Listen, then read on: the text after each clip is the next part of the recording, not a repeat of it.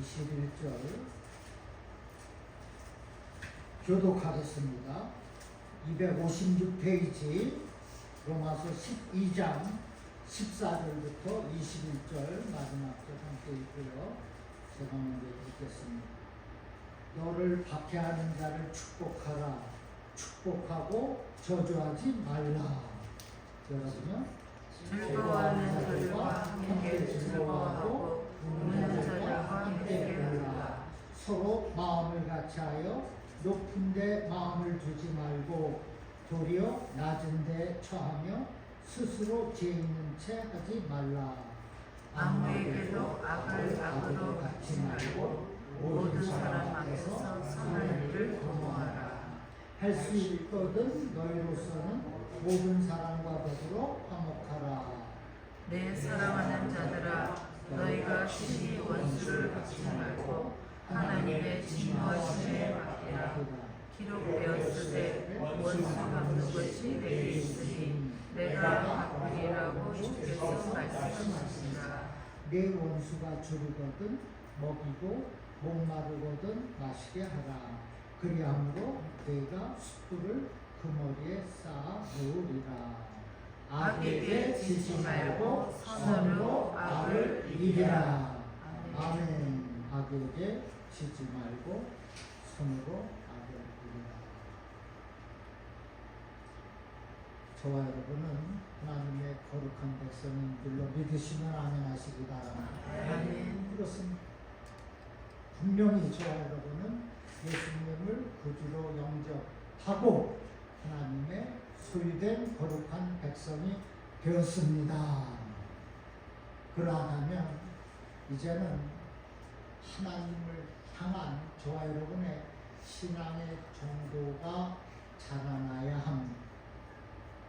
우리는 평생의 신앙의 삶을 살게 되어 있습니다.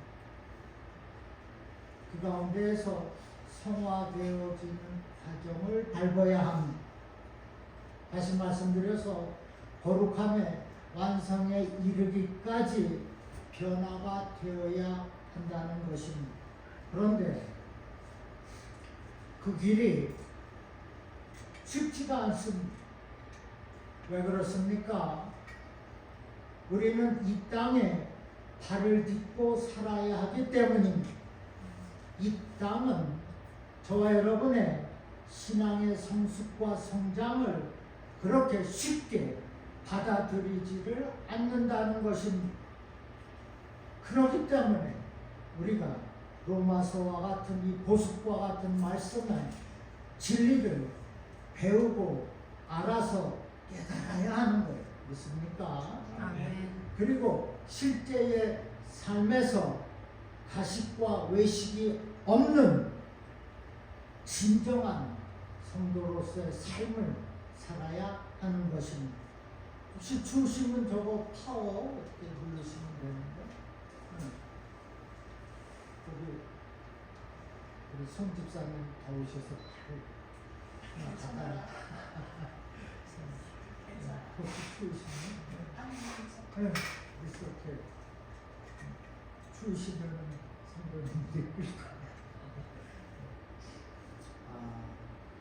제가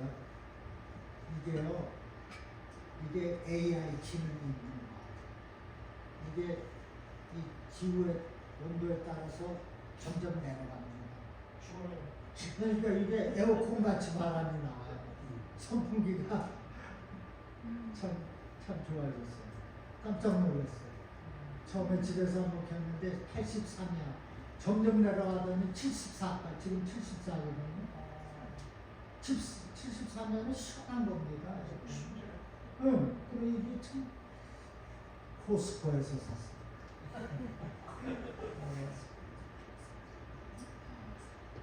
어쨌든 저와 여러분 속에 가정이 있다는 일을 위해서 이 로마서에 있는 이 율법, 이 말씀을 깨닫는 저와 여러분 되기를 주님의 이름으로 축원합니다.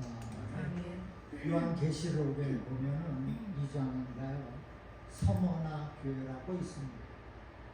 계시록에 7교회가 나와 있는데 서머나 교회는 책망보다 칭찬만을 들었다고 했습니다. 예수님은 서머나 교회를 향하여서 환난과 궁핍을 안다. 그리고 실상은 부유한 자라고 말씀하셨어요. 그들의 환경은 환난과 궁핍과 핍박과 고통이지만 그러나 그 성도들의 신앙은 위대한 신앙이라고 칭찬을 하신 것입니다. 그리고 주님께서 내가 그들의 신앙을 안다고 했습니다. 우리가 이 땅에 살아가는 동안 신앙의 삶을 살고 있는 그것을 주님은 다 아십니다. 내가 이 서문학교의 성도들 다 안다고 하셨듯이 우리 신앙의 삶, 성화되는 그 과정을 낱낱이 알고 계시는 거예요. 때문에 우리가 어떠한 상황과 그 현실 속에서도 하나님을 믿는 믿음으로 반응하는 삶을 살아야 되는 것입니다. 그래서 우리는 세상에서 신앙을 지키고 하나님의 말씀에 합당한 삶을 살아야 하는 것입니다. 뿐만이 아니라 중앙교회, 주님의 교회가 서머나 교회와 같이 하나님께 칭찬을 받는 교회로 성장이 되어야 할 줄로 믿습니다. 오늘 본문은 제 성경책은 그리스도인의 생활이라고 타이틀이 주어져 있는데 무슨 크리스찬의 생활에 대해서 말씀합니다. 그리스도인들이 세상 한가운데서 어떻게 그리고 어떠한 믿음의 가치로 살아가야 하는지를 가르쳐주고 있습니다. 먼저 14절에 너희는 박해하는 자를 축복하라. 축복하고 저주하지 말라 했어요. 새번역 성경은 여러분은 박해하는 사람들을 축복하십시오. 축복을 하고 저주를 하지 마십시오 라고 기록되어 있습니다. 이 말씀은 우리의 사랑이 형제에게만 머무는 것이 아니라 원수에게까지 나아가는 것을 의미합니다. 그러나 보통 사람들은 자신을 박해하는 사람을 사랑하지 않습니다. 오히려 얼굴도 보지 않고 내가 지은 죄값을 받으라고 말합니다. 그래서 어찌 보면 원수를 사랑한다는 것은 우리 인간의 한계를 넘어야 하는 것이라고 생각이 돼요. 원수 쉽게 사랑하지 못합니다. 아니 어떻게 나를 박해하는 사람을 사랑할 수가 있어요? 어떻게 웃는 모습으로 원수를 대할 수가 있겠냐는 것입니다. 어렵습니다. 우리 인간의 본성으로는 매우 어렵습니다. 그러나 그럼에도 불구하고 우리는 하나님의 말씀을 따라야 합니다. 뭐라고 합니까? 너희를 박해하는 자를 축복하라. 축복하고 저주하지 마십시오. 이 말씀은 사도 바울을 통하여서 저와 여러분에게 주시는 하나님의 명령이라 믿으시기를 바랍니다. 그런데 사실 바울은 용서받지 못할 사람이었어요. 초대교회의 최초의 집사 누구죠? 스테반 집사를 구제를 책임지었던 스테반 집사를 죽이는 일에 앞장섰습니다. 예수님을 십자가에 못 박는 일에도 앞장을 섰어요. 그런 바울이 예수님을 빛 대신 주님을 만난 후에 완전히 변화가 되었습니다. 용서받을 수 없는 추악한 죄인이었고 예수님을 십자가에 못 박은 장본인이었는데 부활하신 주님을 만난 후에 완전히 사람이 달라졌다는 거예요. 바울은 예수님을 만나서 구원을 받았다는 그 깨달음이 내가 전에 갖고 있었던 그 원수에 대하여서 용서하고 사랑할 수 있는 근거가 되었다는 것입니다. 우리가 원수를 그냥 사랑할 수 없어요.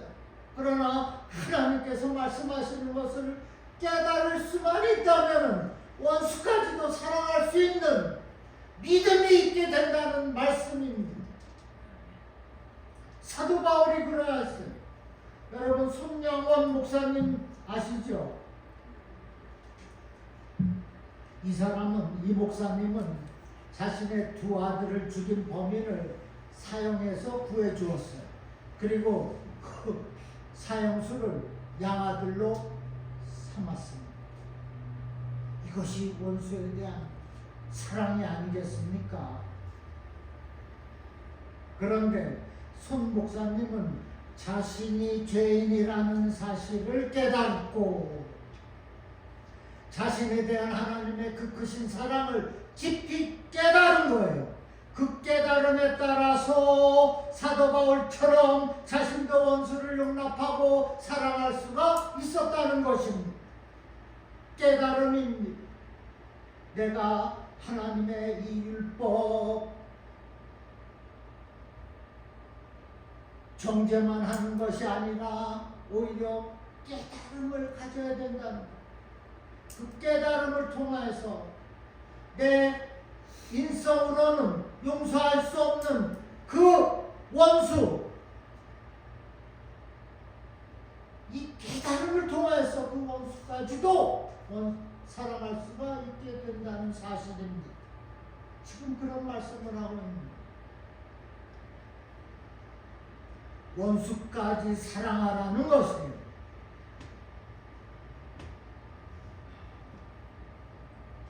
나를 원수처럼 대하는데 사랑하기 참으로 어렵습니다. 꼴도 보기 싫을 거예요. 길에서 만날까 봐 겁이 나. 그러나 지금 주님께서는 그 원수까지도 사랑하라고 말씀하고 있어요.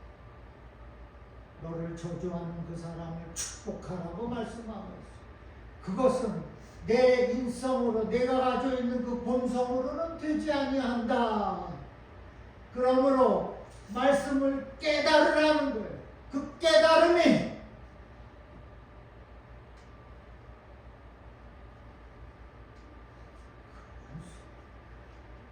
저주하지 않고 축복할 수가 있다는 것입니다. 있습니까? 아멘. 그러므로 여러분은 자신을 박해하는 자를 어떻게 용서하고 사랑할 수 있는 믿음의 소유자가 다 되시기를 주님의 이름으로 축원합니다. 아멘. 이어서 15절에 즐거워하는 자들과 함께 즐거워하고 우는 자들과 함께 울라고 했습니다. 이 말씀은 이웃과의 관계에 있어서 황금률과 같은 말씀입니다. 상대방의 입장에서 그 사람을 이해하라는 것입니다. 보통은 상대방의 입장을 이해하기보다는 상대방을 자신의 입장에 서도록 설득하는 데 더 익숙해져 있습니다. 그것은 그 상대방으로부터 인정받기를 원하는 욕망 때문에 그렇습니다. 그러나 그렇게 하지 말라는 거예요. 상대방의 그 자리에 서서 그 사람이 왜 그렇게 할 수밖에 없었는가를 생각하라는 것입니다. 이것이 진정한 자세라는 거예요. 우리는 욥기를 통해서 이러한 교훈을 배울 수가 있습니다. 욥은 사탄의 시험으로 고통받고 있을 때 세 친구가 찾아왔습니다. 그들은 욕과 함께 7일간 아무 말도 하지 않고 슬퍼했습니다. 이는 욥의 슬픔에 동참하는 것으로 여겨지기에 충분했어요. 7일 동안이나 그랬으니까. 그런데 이후에 이 친구들은 욥을 비판하기 시작합니다. 내가 고통당하고 있는 것은 내가 죄를 지었기 때문이야. 죄를 짓지 아니하고서는 결코 이러한 고통을 당할 수가 없어. 그러니 회개해. 이것이 욥을 향한 세 친구들의 한결같은 입장이었습니다. 그러나 욥은 하나님 앞에 의로운 사람이라고 했어요. 그런 욥이, 의로운 그런 욥이 자신의 고통을 몰라주고 이해하지 못하는 친구들을 보고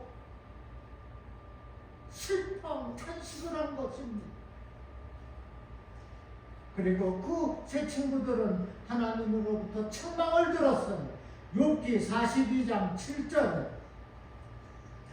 너희가 나를 가리켜 말한 것이 내 종 욥의 말같이 정당하지 못함이니라. 세 친구들의 비판이 정당하지 않다는 겁니다. 친구라 하면서 친구인 욥의 입장에 서지 않고 판단만, 비판만 한 겁니다. 지금 그 사람 정죄하지 말고 판단, 비판하지 말고 그 사람 입장에 한번 서보라는 거예요.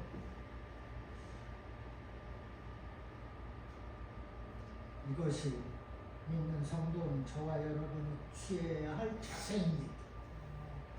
이렇게 할 때 이것이 관용을 베푸는 것 아니겠습니까? 이런 모습을 보고 믿지 않는 사람들이 교회에 오지 않겠습니까?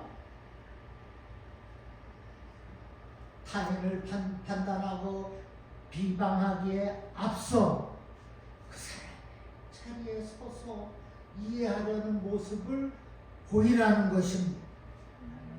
그때 마음에 감동이 있는 것이 아니겠어요? 또한 구원의 열매가 맺어지는 것이 아니겠습니까? 지금 이 시간 주님께서 말씀한 즐거워하는 자들과 함께 즐거워하고 우는 자들과도 함께 울라. 그 사람의 입장을 따져보라는 내가 저 사람의 위치에 서 있다면 나도 그랬을 거야.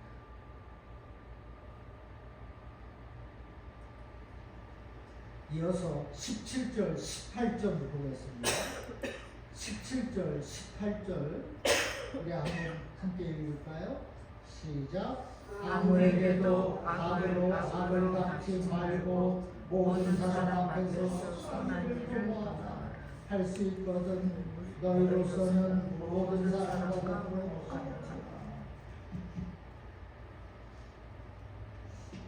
비판, 판단, 정죄하지 말고 그 사람 입장에 그 위치에 서게 되면은 모든 사람들과 더불어 화목이 이루어지게 되는 것입니다. 보세요. 이 말씀은 악을 행하는 것을 악을 행하는 것을 금지하는 그 많은 권면인 동시에 선한 일을 행하지 아니하는 것도 옳지 못하다는 말씀입니다. 우리의 삶이 단순히 악을 멀리하고 비호하는 것과 같은 소극적인 삶에 그쳐서는 안 된다는 것입니다. Live at peace with everyone. 모든 사람과 더불어 화목하라 하지 않습니까? 오히려 적극적이며 능동적으로 선한 일을 찾아 나서서 선을 행하라는 거예요.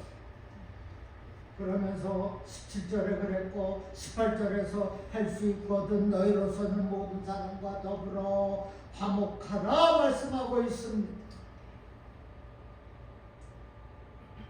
우리가 원수를 탓하지만 말고 또 그 사람들의 입장에 서서 이해하려고 애를 쓰고 이제는 더불어 화목하라. 이것이 그리스도인의 삶의 자세요 믿음의 가치가 되는 것입니다. 여기 할 수 있거든이라는 유보사항이 붙어 있어요. 이 말은 가능하다면, 상황이 허락한다면이라는 의미가 있습니다. 우리가 마땅히 이웃과 더불어 화목해야 하지만은 상황이 허락하지 않을 때도 있다는 거예요. 그때도 노력하라는 겁니다. 포기하지 말고 화목을 더불어 이루라고 말씀하고 있습니다. 가령 누군가의 심한 변덕이나 비이성적인 고집으로 인해 불화를 경험하거나 신앙을 지키기 위해 화목을 포기하는 경우가 있습니다. 왜? 내 능력으로는 그 화목을 지킬 수가 없기 때문에, 더불어 화목할 수가 없기 때문에, 그래서 화가 나고, 아니 저 사람은 도대체 왜 그러지? 상대방이 미워지고 절망할 때가 있어. 원망할 수가 있어요. 그럴 때 신명기 32장 35절의 말씀을 인용했습니다. 너희가 친히 원수를 갚지 말고 하나님의 진노하심에 맡기라. 이 말씀이 본문 19절의 말씀입니다. 원수 갚는 것은 하나님께 있다는 거예요. 19절입니다. 19절.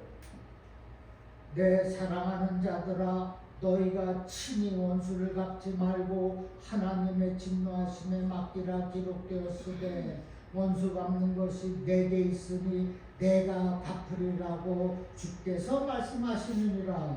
아멘.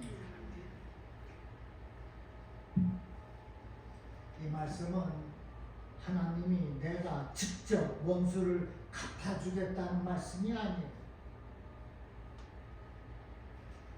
우리가 부족하고 판단도 제대로 할 수 없는 존재이기 때문에 감정에 치우치거나 오히려 화를 더 불러올 수 있기 때문에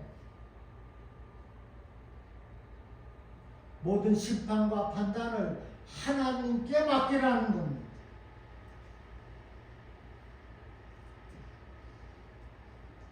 그래서 성경은 보복하지 말라고 강력하게 말씀해요. 레위기 19장 18절에 원수를 갚지 말라 했습니다. 잠언 20장 22절에도 너는 악을 갚겠다 말하지 말고 여호와를 기다리라고 했습니다. 하나님께 맡기라는 겁니다. 그래도 내가 저 원수를 갚아야 되겠다고 하는 그 생각은 그릇된 생각입니다. 하나님의 말씀에 거역하는 것입니다. 하나님을 모욕되게 하는 겁니다. 너는 악을 갚겠다 하지 말고 여호와를 기다리라 맡기라는 겁니다. 원수를 우리 주님께 맡기시기를 주님의 이름으로 축원합니다. 아멘. 가장 너무나 쉽지 않습니까? 저도 원수 같은 사람이 있었어요. 제가 한번 심하게 몰래 맞은 적이 있습니다. 학교 시절 송승호, 미안하지만 덩치가 커요. 나랑 친한 친구랑 도망다녔어. 그런데 붙잡혀서 화장실 구석에서 맞았어. 평생 내가 원수처럼 생각했어. 그 이후로 만나본 적은 한 번도 없습니다. 그런데 미국 와서 뭐 엔지니어링으로 잘 살고 아마 은퇴했을 겁니다. 통화는 한 번 했으면 그때 얘기했어. 야, 내가 목사가 됐으니 내가 용서한다. 너 정말 나를 너무 때렸다. 그런 적이 있었습니다.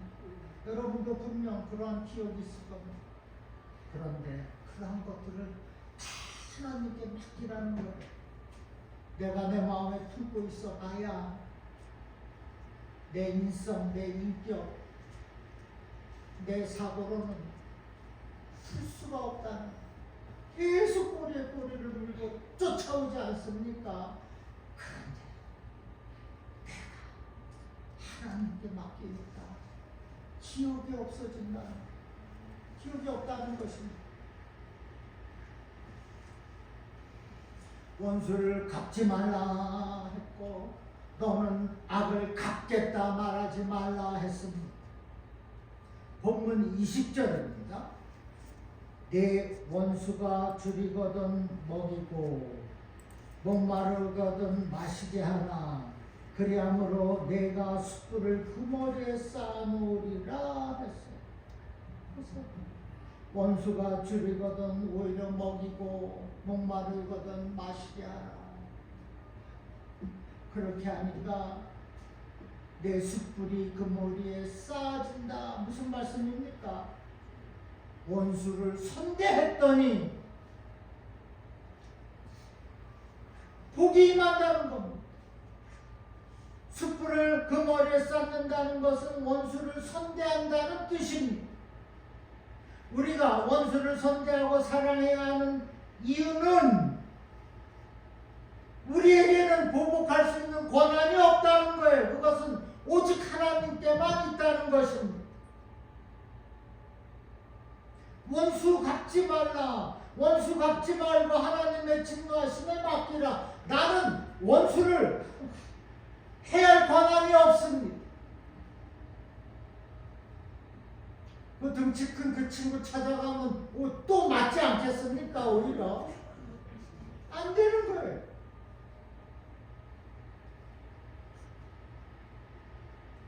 원수를 선대하라 말씀하고 있습니다. 우리는 감정으로 치우치지 않습니까? 그러나 하나님은 치우침 없이 오직 공의로 심판하시기 때문입니다. 하나님께 맡기는 거예요. Let him do it. 이제 우리는 원수를 향한 사랑하는 마음만 가지면 되겠습니다. 그들을 위하여서 기도만 하면 되겠습니다. 안 되니까 그 등치 큰 애내가 갚아야 합니다. 원수를 위하여서 오히려 사랑하는 마음을 갖고 기도 하나님께 다 맡겨. 다른 방법 있습니까?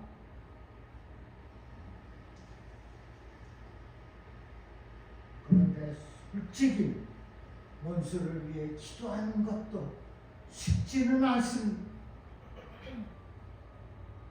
아니 지금 이웃도 사랑하는 것이 어려워하고 있는데 원수를 사랑하라고? 기도하라고? 어렵습니다. 그러나 오늘 말씀에 내 원수가 줄이거든 먹이라 했고 목마르거든 마시게 하라 했어요. 원수와도 함께 하라는 것입니다. 이것이 가능한 것은 성령께서 함께하고 있기 때문입니다. 우리 안에 내주하신 성령으로 인하여서 우리가 원수와도 함께할 수 있게 된다는 겁니다. 우리에게는 불가능도 가능으로 이끄시는 성령 하나님이 계신다는 것입니다.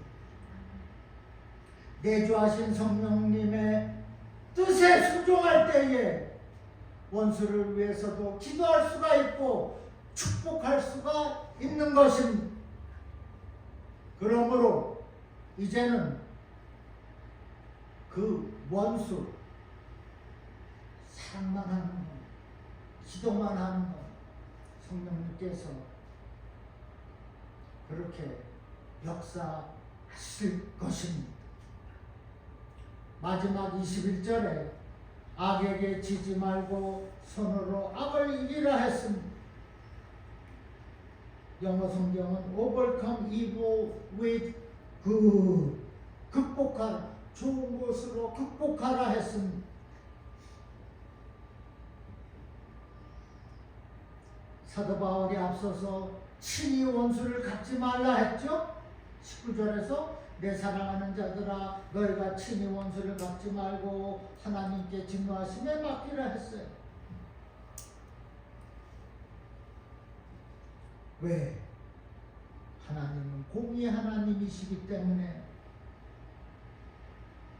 우리의 그 억울함, 그 원통함을 다 하시고 갚아주시는 것입니다.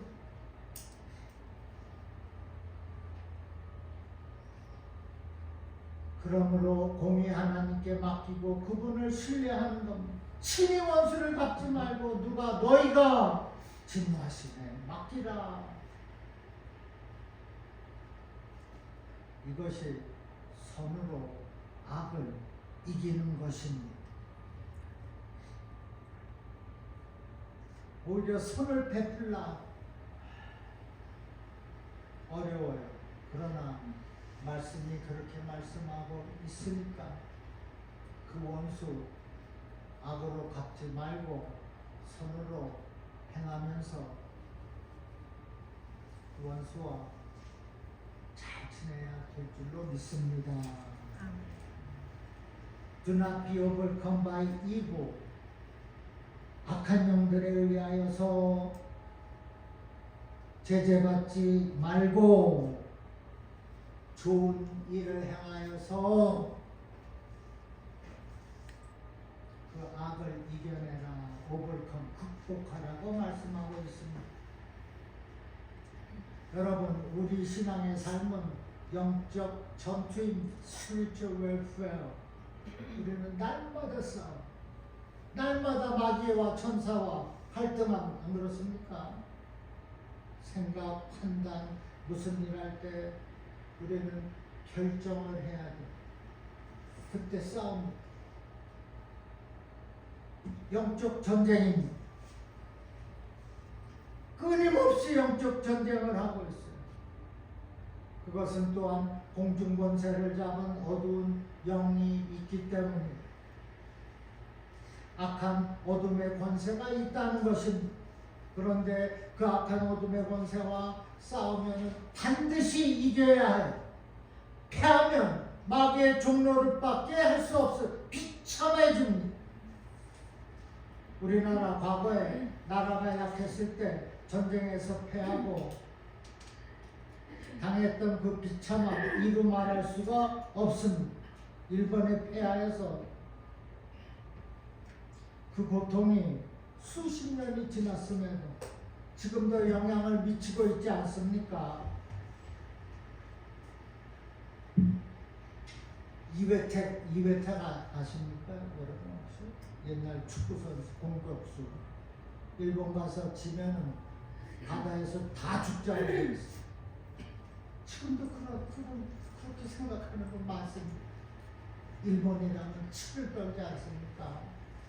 36년간 식민지 생활 때문에.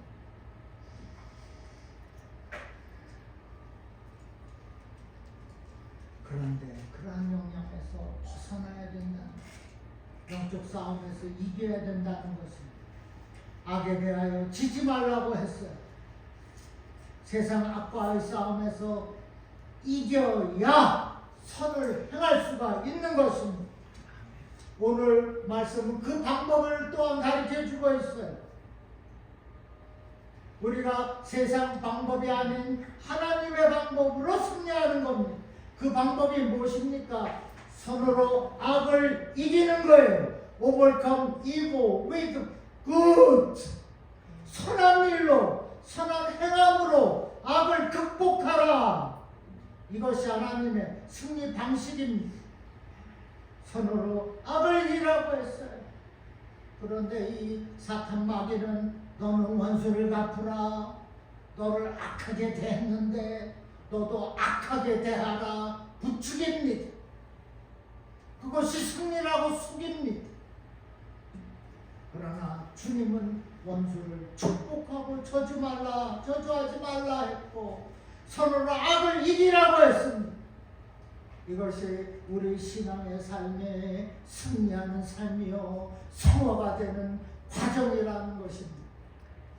우리는 신앙의 정도가 하나님을 향한 신앙의 정도가 자라나야 되겠다는 거예요. 서론에서 말씀하지 않습니까? 이제는 선으로 악을 이기며 사는 저와 여러분 되기를 주님의 이름으로 축원합니다. 우리는 희노애락을 같이 하는 거예요. 저 사람이 울면 나도 가서 울어주는 겁니다. 위로해 주는 거예요. 그것이 선을 행하는 것 아니겠습니까? 원수에 대해서 복수하지 않고 오히려 사랑을 품어주는 겁니다. 지금 그런 것을 말씀하고 있는 것입니다.